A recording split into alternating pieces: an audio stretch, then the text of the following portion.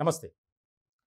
Telangana Bharatiya Janata party నుంచి త్వరలో జరిగే పార్లమెంట్ ఎన్నికలకు సంబంధించి కొత్త వారు మాకొక్క ఛాన్స్ ఇవ్వండి ప్లీజ్ అన్నట్లు వ్యవహరిస్తున్నారు. దానికి సంబంధించి ఎవరి ప్రయత్నాలు వారు చేస్తున్నారు. ఇట్లాంటి క్రమంలో వారు కీలకమైనటువంటి నియోజకవర్గాలకు సంబంధించి అభ్యర్థులను ఖరారు చేసింది భారతీయ జనతా పార్టీ హైకమాండ్. ముఖ్యంగా భువనగిరి, అలాగే చేవెళ్ళ, ఖమ్మం, సికింద్రాబాద్, కరీంనగర్, నిజామాబాద్ ఈ 6 నియోజకవర్గాలకు అభ్యర్థులను ఎంపిక చేసింది. ముఖ్యంగా భువనగిరి నుంచి చూస్తే కనుక బోరా నర్సయ్య గౌడ్, ఈయన గతంలో బీఆర్ఎస్ పార్టీ తరపున పోటీ చేసి ఓడిపోయారు. అలాగే చేవెళ్ళ కొండా విశ్వేశ్వరరెడ్డి, ఆయన గతంలో కాంగ్రెస్ పార్టీ నుంచి అదే స్థానం నుంచి పోటీ చేసి ఓడిపోయారు. అట్లాగే ఖమ్మం డాక్టర్ వెంకటేశ్వరరావు, ఈయన ఫస్ట్ టైము ఈ స్థానం నుంచి పోటీ చేస్తున్నారు. అలాగే సికింద్రాబాద్ ఈయన సిట్టింగ్ ఎంపీగా ఉన్నారు కిషన్ రెడ్డి. కరీంనగర్ బండి సంజయ్, ఆయన సిట్టింగ్ ఎంపీగా ఉన్నారు, మొన్న జరిగినటువంటి అసెంబ్లీ ఎన్నికల్లో ఓడిపోయారు. ఇట్లాంటి క్రమంలో నిజామాబాద్ ధర్మపురి అరవింద్, ఆయన కూడా సిట్టింగ్ ఎంపీగా ఉన్నారు. 2019లో జరిగినటువంటి ఎన్నికల్లో కవితపై విజయం సాధించారు. ఇట్లాంటి సందర్భంలో ముఖ్యంగా ఇంకా ప్రకటించాల్సిన స్థానాలు చూస్తే ఆదిలాబాద్, హైదరాబాద్, మహబూబాబాద్, మహబూబ్నగర్, మల్కాజిగిరి, మెదక్, నాగర్ కర్నూలు, నల్గొండ, పెద్దపల్లి, వరంగల్, జహీరాబాద్ అంటే 11 స్థానాలకు సంబంధించి ఇంకా అభ్యర్థుల ఎంపిక జరగాల్సి ఉంది.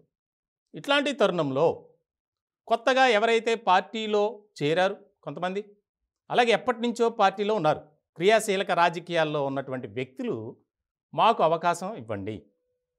ఎందుకనంటే సీనియర్స్ ఏ రకమైనటువంటి రోల్ ప్లే చేశారనేది మనం చూసాం.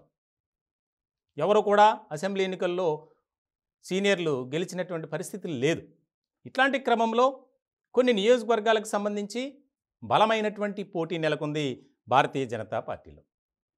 ఇప్పుడు దీనిపై బీజేపీ హైకమాండ్ కసరత్తు మొదలుపెట్టింది. వాస్తవానికి గతంలో జరిగినటువంటి ఎన్నికలు కనుక మనం పరిశీలిస్తే 17 స్థానాల్లో బీఆర్ఎస్ 9 స్థానాల్లో గెలిచింది, భారతీయ జనతా పార్టీ 4 స్థానాలు గెలిచింది, కాంగ్రెస్ పార్టీ 3 స్థానాలు గెలిచింది, ఎంఐఎం 1 స్థానం గెలిచింది. వాస్తవానికి ఆదిలాబాద్, అలాగే కరీంనగర్, నిజామాబాద్, సికింద్రాబాద్ ఈ 4 స్థానాలని భారతీయ జనతా పార్టీ కైవసం చేసుకుంది గత ఎన్నికల్లో. కానీ ఈసారి ఈ రకమైనటువంటి పరిస్థితులు ఉంటాయా అంటే కష్టమే అంటున్నారు రాజకీయ విశ్లేషకులు. ఎందుకనంటే ఇప్పటికే గతంలో జరిగినటువంటి ఎన్నికల్లో బీఆర్ఎస్ పార్టీ దూసుకుపోయింది. కానీ ఈసారి ఆ పరిస్థితులు అయితే ఉండవు. ఎందుకనంటే ప్రభుత్వం మారింది, కాంగ్రెస్ పార్టీ ఫుల్ జోష్లో నడుస్తుంది. దీనికి సంబంధించి ప్రజలు కూడా, ముఖ్యంగా తెలంగాణ ఓటరు కూడా కాంగ్రెస్ పార్టీ వైపే ఎక్కువగా మొగ్గు చూపిస్తున్నారు అనేది వాస్తవం.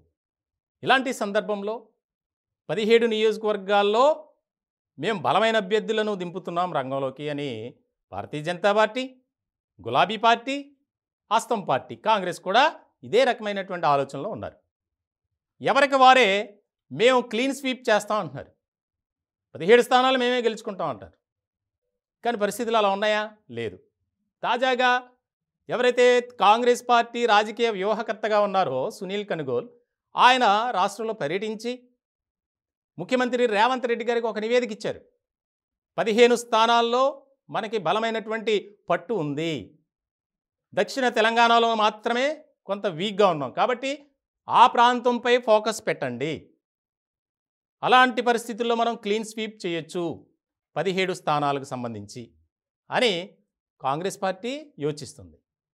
భారతీయ జనతా పార్టీలో ఉన్నటువంటి కీలకమైన నేతలు కిషన్ రెడ్డి తాజాగా మేము 17 స్థానాల్లో విజయం సాధిస్తామన్నారు.